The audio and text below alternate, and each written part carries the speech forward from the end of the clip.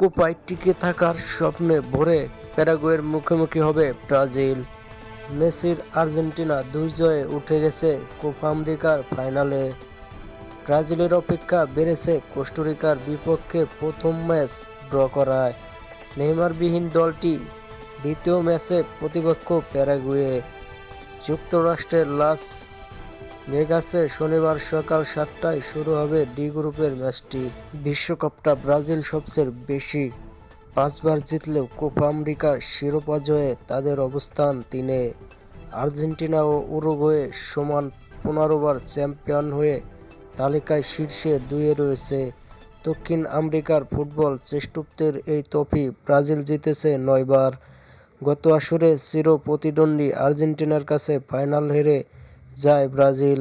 এবার মরিয়া কোপায় তাদের ১০ম শিরোপা জিততে কিন্তু